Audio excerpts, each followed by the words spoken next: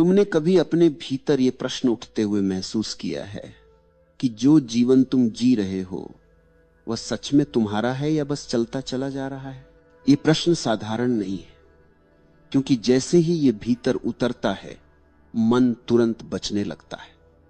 मन कहता है सब ठीक तो चल रहा है, फिर यह सवाल क्यों? लेकिन अस्तित्व का नियम बड़ा सीधा है। जहां सब ठीक होने का भ्रम होता है वहीं सबसे गहरी नींद होती है। सोचो, एक आदमी रोज एक ही रास्ते से चलता है, वही दुकानें, वही चेहरे, वही आवाजें। धीरे धीरे वह रास्ता नहीं देखता, बस पैर चलते रहते हैं। जीवन भी अक्सर ऐसा ही हो जाता है, चलन में, आदत में, बिना देखे। और जब देखना बंद हो जाता है तब भीतर कुछ दबा दबा सा रहने लगता है, जिसे तुम नाम नहीं दे पाते, पर वह चुपचाप मौजूद रहता है। यहां एक बात समझने जैसी है। जब बाहर बहुत शोर होता है तो हल्की आवाज सुनाई नहीं देती। अगर पास में कोई धीरे से पुकारे और आसपास बाजार की आवाज हो तो पुकार खो जाती है। भीतर भी कुछ ऐसा ही घटता है। भीतर जो बोलता है वह कभी चिल्लाता नहीं। वह न तो आदेश देता है न धमकी देता है। वह बस संकेत करता है, बहुत हल्के से। पर मन को आदत है तेज आवाजों की, विचारों की, इच्छाओं की, योजनाओं की। इसलिए भीतर की वह धीमी फुसफुसाहट सुनाई नहीं देती। तब आदमी बाहर उत्तर ढूंढने लगता है, किसी से पूछकर, कहीं पढ़कर, किसी को देखकर। और जितना बाहर जाता है उतना भीतर से दूर होता चला जाता है। अब इसे ऐसे समझो, मान लो पानी में तुम्हारा चेहरा दिख रहा है, लेकिन पानी हिल रहा है। तुम जितना जोर से देखने की कोशिश करोगे उतनी ही लहरें बढ़ेंगी और चेहरा और बिगड़ेगा। चेहरा साफ तभी दिखता है जब पानी अपने आप शांत हो जाए। भीतर भी यही नियम है। देखने की कोशिश, पकड़ने की कोशिश, समझने की जिद, ये सब लहरें पैदा करती हैं। और जब लहरें होती हैं तो जो असली है वह छिपा ही रहता है। इसलिए यहां कोई तरीका नहीं, कोई विधि नहीं, कोई चालाकी नहीं, सिर्फ एक सरल सी बात है, रुक जाना। न भागना, न पकड़ना, न बदलना, बस रुक जाना। रुकना आसान नहीं है, क्योंकि रुकते ही मन असहज होने लगता है। वह कहता है कुछ करो, कहीं जाओ, कुछ सोचो। लेकिन अगर तुम थोड़ी देर उस बेचैनी को देख लो, बिना उससे लड़े, बिना उसे सही या गलत कहे, तो धीरे धीरे एक अजीब सी घटना घटती है। विचारों के बीच थोड़ा अंतर पैदा होता है, जैसे बादलों के बीच अचानक नीला आकाश झलक जाए। वही झलक असली दरवाजा है। उसी झलक में पहली बार एहसास होता है कि जो देख रहा है वह विचार नहीं है। और यह एहसास कोई बड़ी घोषणा नहीं करता, बस एक मौन सी पहचान छोड़ जाता है। यही वह बिंदु है जहां अक्सर लोग लौट जाते हैं, क्योंकि यहां कोई तमाशा नहीं है, कोई रोमांच नहीं है, कोई चमत्कार नहीं है। यहां सिर्फ सादगी है, इतनी सादी कि मन कहता है इसमें रखा ही क्या है। लेकिन जो यहां टिक जाता है वही पहली बार भीतर की दिशा में मुड़ता है, और यह मुड़ना धीरे धीरे आगे की पूरी यात्रा का आधार बन जाता है। और जब यह मुड़ना घटता है तब भीतर एक नई सुनने की क्षमता जन्म लेने लगती है। यह सुनना कानों से नहीं होता, क्योंकि कान तो बाहर की ओर खुले हैं। यह सुनना उस जगह से होता है जहां शब्द नहीं पहुंचते। वहां कोई भाषा नहीं है, फिर भी कुछ कहा जाता है। वहां कोई आवाज नहीं है, फिर भी कुछ सुना जाता है। यही वह बिंदु है जहां अक्सर भ्रम पैदा होता है, क्योंकि मन पूछता है अगर शब्द नहीं है तो सुना क्या जा रहा है। लेकिन मन ये भूल जाता है कि जीवन की सबसे गहरी चीजें बिना शब्दों के ही समझी जाती हैं। जैसे किसी अपने की आंखों में देखकर बहुत कुछ समझ में आ जाता है, बिना एक भी वाक्य बोले। वहां न तर्क होता है, न व्याख्या, फिर भी समझ पूरी होती है। यह सुनना धीरे धीरे विकसित होता है, अचानक नहीं। शुरू में बस इतना होता है कि विचारों के बीच जो खाली सा अंतर बनता है वह थोड़ा लंबा होने लगता है। पहले एक क्षण, फिर दो, फिर कुछ और। मन इसे व्यर्थ समझता है, क्योंकि उसमें कोई सामग्री नहीं होती, कुछ पकड़ने लायक नहीं होता। लेकिन यही वह जगह है जहां भीतर का भार हल्का होने लगता है बिना कुछ किए। जैसे किसी कमरे की खिड़की खुल जाए और हवा अपने आप अंदर आने लगे। तुम हवा को बुलाते नहीं, न उसे निर्देश देते हो, खिड़की खुली होनी ही काफी है। भीतर भी यही घटता है। अब एक सूक्ष्म बात है जिसे समझना जरूरी है। अक्सर लोग भीतर की ओर मुड़ते हुए भी कुछ पाने की आकांक्षा रखते हैं, कोई अनुभव, कोई विशेष स्थिति, कोई अनोखा एहसास। लेकिन जैसे ही चाह खड़ी होती है, सुनना बंद हो जाता है। चाह बहुत शोर करती है, वो कहती है अभी नहीं हुआ, कुछ और चाहिए, कहीं और देखो। और सुनना बहुत नाजुक है, वो तभी प्रकट होता है जब कुछ भी मांगा न जा रहा हो। इसे ऐसे समझो, अगर तुम किसी तालाब में मछली पकड़ने जाओ और लगातार पानी में हाथ पांव मारते रहो तो मछली दूर भागेगी। अगर तुम शांत बैठ जाओ तो वही मछली पास आने लगती है। भीतर का सत्य भी ऐसा ही है, वह पीछा करने से नहीं मिलता, वह ठहराव में प्रकट होता है। जैसे जैसे यह ठहराव गहरा होता है, एक और बात साफ होने लगती है। जो अब तक तुम्हें चला रहा था वह तुम नहीं थे। प्रतिक्रियाएं अपने आप हो रही थीं, शब्द अपने आप निकल रहे थे, निर्णय अपने आप बन रहे थे। और पहली बार यह देखने का अवसर मिलता है कि देखने वाला इन सब से अलग है। यह देखना कोई घोषणा नहीं करता कि अब सब बदल गया, यह बस एक हल्की सी दूरी पैदा करता है। लेकिन वही दूरी बहुत मूल्यवान है, क्योंकि उसी में स्वतंत्रता का पहला स्वाद छिपा होता है। बिना संघर्ष, बिना विरोध, सिर्फ देखने भर से। और यहां एक अजीब उलटफेर घटता है। जैसे जैसे ये देखने की क्षमता बढ़ती है, वैसे वैसे बाहर की चीजें कम महत्वपूर्ण नहीं होती, बल्कि ज्यादा वास्तविक हो जाती हैं। रंग गहरे लगते हैं, आवाजें साफ सुनाई देती हैं, संबंधों में बनावटीपन कम होने लगता है। क्योंकि अब तुम प्रतिक्रिया नहीं कर रहे, तुम उपस्थित हो। और उपस्थिति में एक अलग ही गुणवत्ता होती है जिसे शब्दों में बांधना मुश्किल है, लेकिन महसूस करना बहुत आसान। यही वह स्थिति है जहां भीतर की यात्रा बिना जोर लगाए आगे बढ़ने लगती है। और इसी सहज उपस्थिति में धीरे धीरे यह प्रश्न उभरने लगता है कि देखने वाला स्वयं कौन है। यह प्रश्न किसी जिज्ञासा से पैदा नहीं होता, न ही किसी उलझन से, यह तो अपने आप उठता है। जैसे शांत पानी में चांद का प्रतिबिंब अपने आप दिखाई दे जाए। अब तक ध्यान बाहर की गतिविधियों पर था, विचार, प्रतिक्रिया, निर्णय, और अचानक दृष्टि पलटकर उसी की ओर मुड़ जाती है जो देख रहा है। यहां मन फिर चाल चलने की कोशिश करता है। वह कहता है देखने वाले को भी समझ लो, उसे भी परिभाषा में बांध लो। लेकिन जैसे ही परिभाषा बनती है वह टूटने लगती है, क्योंकि देखने वाला किसी रूप में टिकता ही नहीं। इसे ऐसे समझो, आंख खुद को नहीं देख सकती, वह सब कुछ देख सकती है सिवाय अपने। अगर दर्पण सामने आ जाए तो आंख की तस्वीर दिखेगी, पर आंख का देखना वहां भी दिखाई नहीं देता। भीतर भी कुछ ऐसा ही घटता है, जो देख रहा है वह वस्तु नहीं बनता। इसलिए जब तुम उसे पकड़ने चलते हो तो हाथ खाली रह जाते हैं। यह खाली हाथ रह जाना ही इस मार्ग की सबसे बड़ी कसौटी है। जो यहां घबरा जाता है वह पीछे लौट जाता है।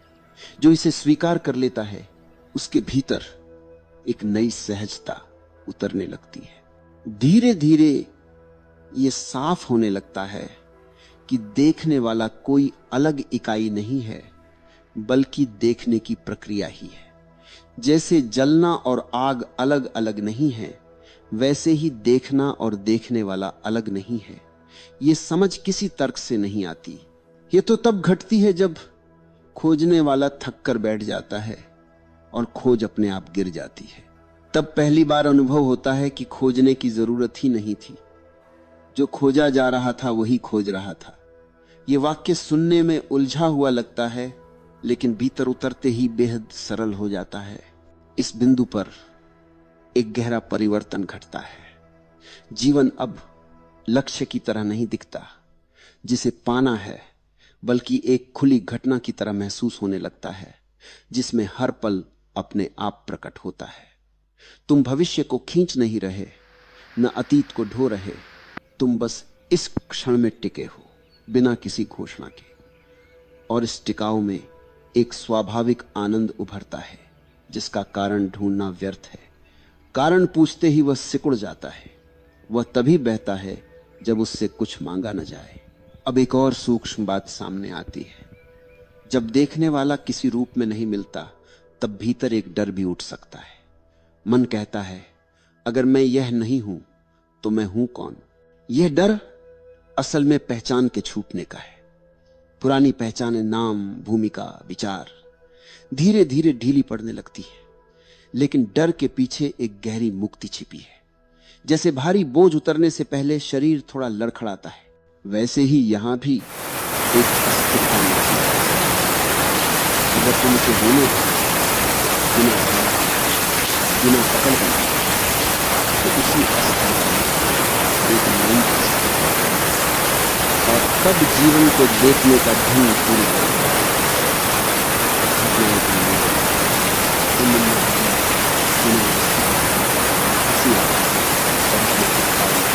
दुख आता है, सब कुछ आता जाता है, और देखने वाला स्थिर रहता है, बिना कठोर हुए, बिना अलगाव बनाए। यही वह जगह है जहां भीतर की यात्रा एक नई गहराई पकड़ती है और समझ अपने आप आगे सरकने लगती है। और जब यह स्थिर देखना गहरा होता है, तब जीवन के संबंध बिल्कुल नए रूप में प्रकट होने लगते हैं। अब सामने वाला व्यक्ति कोई वस्तु नहीं रह जाता जिसे समझना हो या बदलना हो, बल्कि एक जीवित घटना की तरह महसूस होने लगता है। पहले संबंधों में अक्सर एक छिपी हुई मांग रहती है। दूसरा, ऐसा हो, वैसा बोले, मेरी अपेक्षा के अनुसार चले। लेकिन देखने की यह नई गुणवत्ता उस मांग को धीरे धीरे पिघला देती है। जैसे धूप में रखी बर्फ बिना शोर के गल जाती है, वैसे ही अपेक्षाएं बिना संघर्ष के ढीली पड़ने लगती हैं। तब संवाद शब्दों से ज्यादा उपस्थिति में घटता है। सामने वाला कुछ कहे या न कहे, उसका होना ही बहुत कुछ कह देता है। यहां एक गहरी बात समझ में आती है। जब तुम स्वयं को किसी पहचान से बांधते नहीं, तब सामने वाले को भी किसी पहचान में कैद नहीं करते। पहले तुम किसी को मित्र कहते थे, किसी को विरोधी, किसी को अपना, किसी को पराया। ये सब लेबल देखने की ताजगी को ढक देते थे। अब वही चेहरे बिना लेबल के दिखाई देने लगते हैं, जैसे किसी तस्वीर से धूल हट जाए और रंग अपने आप उभर आए। और आश्चर्य यह है कि तब प्रेम किसी निर्णय से नहीं, किसी प्रयास से नहीं, बल्कि स्वाभाविक रूप से बहने लगता है। यह प्रेम किसी से कुछ चाहता नहीं, इसलिए बोझ नहीं बनता। इसे ऐसे देखो, जब तुम्हारे हाथ बंद होते हैं तो वे पकड़ने में लगे रहते हैं, जब वे खुले होते हैं तो वे देने में सक्षम होते हैं। भीतर की स्थिति भी ऐसी ही है। बंद मन हमेशा जोड़ घटाव में उलझा रहता है। मुझे क्या मिला, मुझे क्या नहीं मिला। खुला मन गणना नहीं करता, और जहां गणना नहीं होती, वहीं संबंधों में सहजता उतरती है। अब तुम प्रतिक्रिया नहीं कर रहे, तुम उत्तर दे रहे हो। प्रतिक्रिया अतीत से आती है, उत्तर वर्तमान से। यही अंतर है जो जीवन की पूरी धारा को बदल देता है। धीरे धीरे यह भी दिखने लगता है कि अकेलापन और साथ होना दोनों बाहर की स्थितियां नहीं हैं। पहले अकेले बैठने पर मन किसी की कमी महसूस करता था, और भीड़ में होते हुए भी भीतर दूरी बनी रहती थी। अब यह दूरी और नजदीकी दोनों भीतर की अवस्था से जुड़ी दिखती हैं। जब देखने की स्थिरता है, तब अकेलापन भी समृद्ध लगता है और साथ होना भी हल्का। कोई स्थिति तुम्हें परिभाषित नहीं करती। यह स्वतंत्रता बहुत सूक्ष्म है, लेकिन इसका स्वाद एक बार लग जाए तो जीवन पुराने ढंग से चल ही नहीं पाता और यहीं से एक और परिवर्तन जन्म लेता है। अब तुम जीवन को नियंत्रित करने की कोशिश नहीं करते।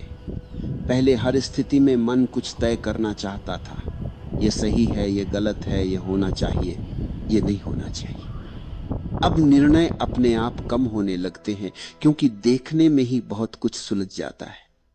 जैसे अंधेरे कमरे में रोशनी जला दो तो सामान को अलग अलग करने की जरूरत नहीं पड़ती, रोशनी सब कुछ अपने आप दिखा देती है। यही रोशनी भीतर फैलने लगती है और जीवन अपने स्वाभाविक क्रम में बहने लगता है। और जब जीवन इस स्वाभाविक बहाव में चलने लगता है तब करने और न करने का पूरा अर्थ ही बदलने लगता है। पहले करना किसी दबाव जैसा था, कुछ हासिल करना है, कहीं पहुंचना है, किसी को साबित करना है। अब वही करना खेल की तरह हो जाता है, बिना बोझ के। फर्क यह नहीं कि काम बदल गया, फर्क यह है कि करने वाला बदल गया। पहले भीतर एक खिंचाव था, जैसे हर क्रिया किसी कमी को भरने की कोशिश हो। अब क्रिया अपने आप घटती है, जैसे नदी बहती है, बिना यह पूछे कि उसे कहां पहुंचना है। और इस बहाव में एक अनोखी दक्षता जन्म लेती है, क्योंकि जहां जोर नहीं वहां रुकावट भी नहीं। इसे एक छोटे से उदाहरण से समझो। जब तुम किसी दरवाजे को गुस्से में धक्का देते हो तो अक्सर वो अटक जाता है। वही दरवाजा अगर हल्के हाथ से खोला जाए तो बिना आवाज खुल जाता है। जीवन के काम भी ऐसे ही हैं। जोर मन से आता है, सहजता देखने से। जब देखने की स्थिरता भीतर होती है तब हाथ सही समय पर सही जगह पहुंचता है। तब निर्णय पहले से तैयार नहीं होते, वे स्थिति के साथ जन्म लेते हैं। यही कारण है कि ऐसे निर्णयों में पछतावा कम होता है, क्योंकि वे गणना से नहीं उपस्थिति से निकले होते हैं। अब एक और गहरी परत खुलती है। पहले तुम सोचते थे कि न करना शायद सुस्ती है, कुछ छोड़ देना है, लेकिन यहां न करना एक अलग ही गुणवत्ता ले लेता है। यह भागने का न करना नहीं है, यह भरोसे का न करना है। जैसे कभी कभी सबसे सही उत्तर चुप रहना होता है, वैसे ही कभी कभी सबसे सही क्रिया कुछ न करना होती है। यह समझ धीरे धीरे उतरती है कि हर जगह हस्तक्षेप जरूरी नहीं।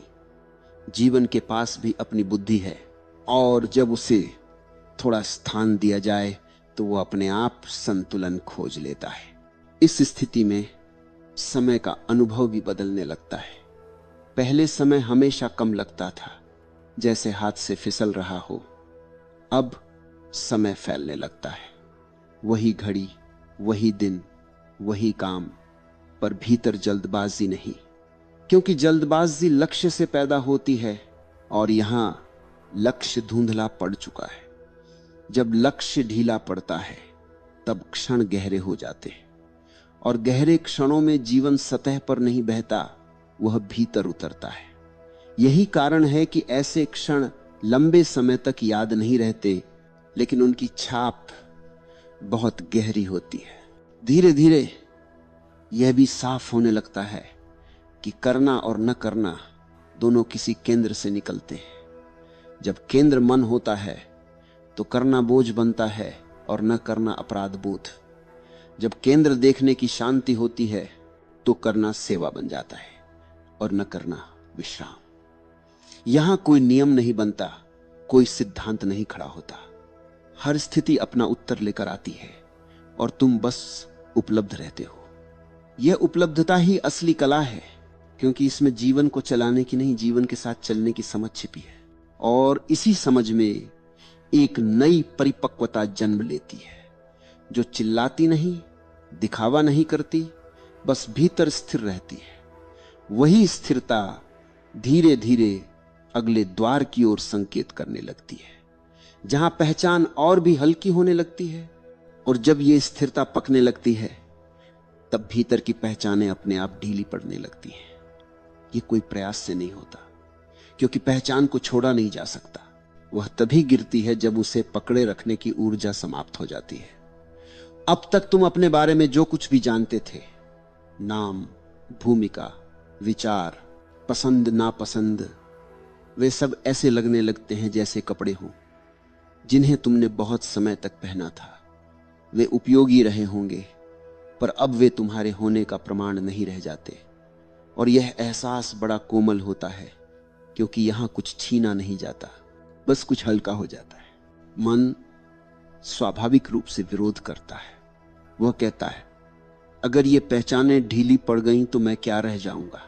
ये डर ऐसा ही है जैसे कोई बच्चा अपने खिलौने को कसकर पकड़े हो, यह सोचकर कि बिना उसके वो खो जाएगा।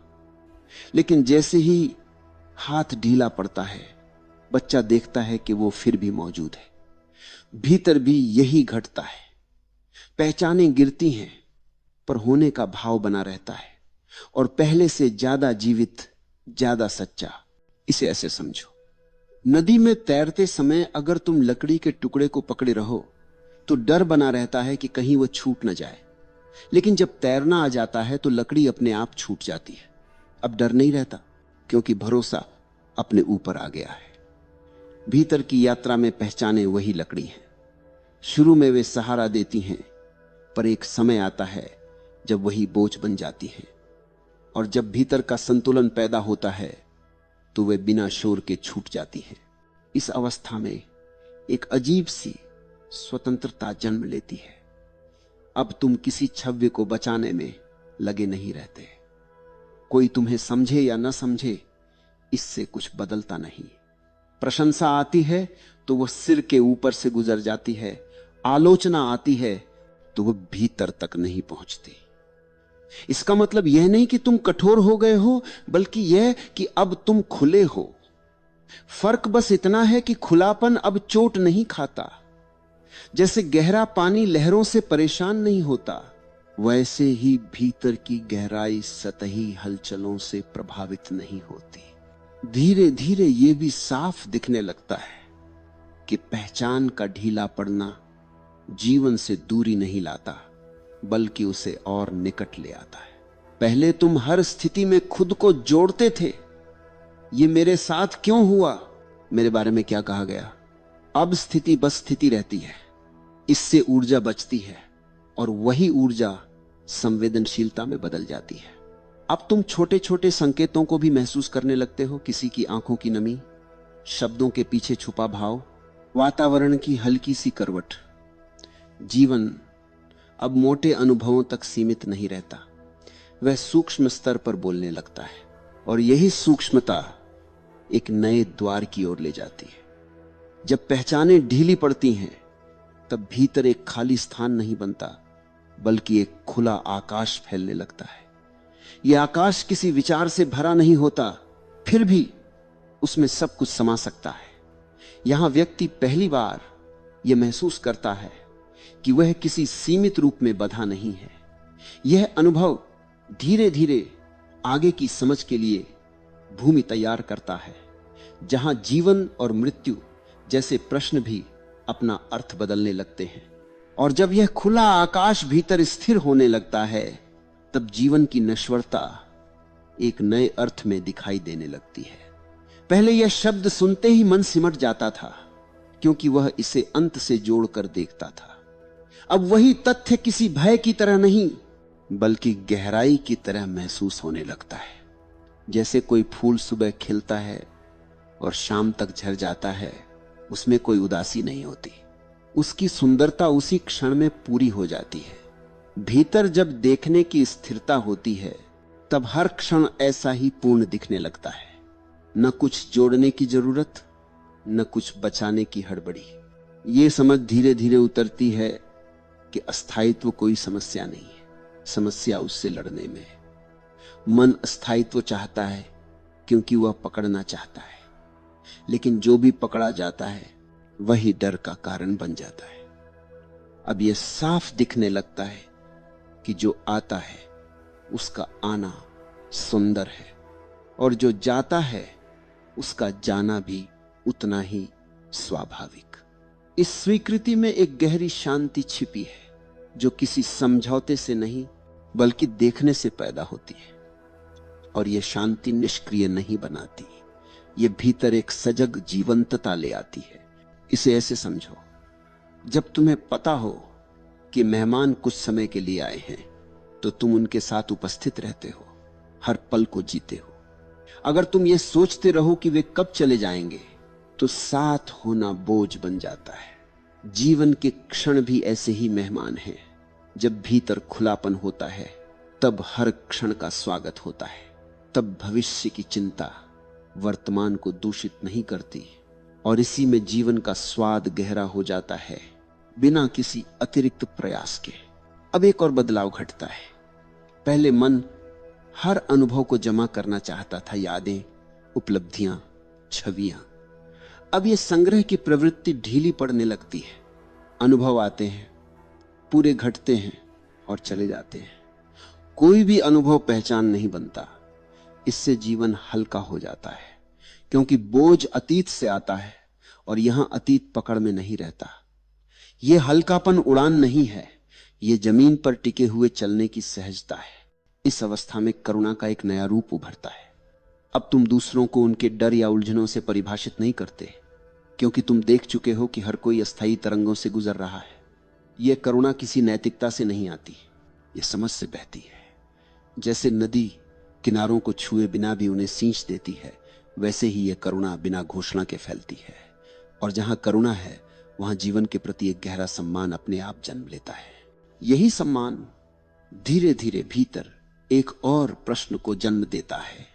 अगर सब कुछ आता जाता है, तो वह क्या है जो इस आने जाने को देखता रहता है? यह प्रश्न अब बौद्धिक नहीं रहता, यह अनुभव की जमीन से उठता है।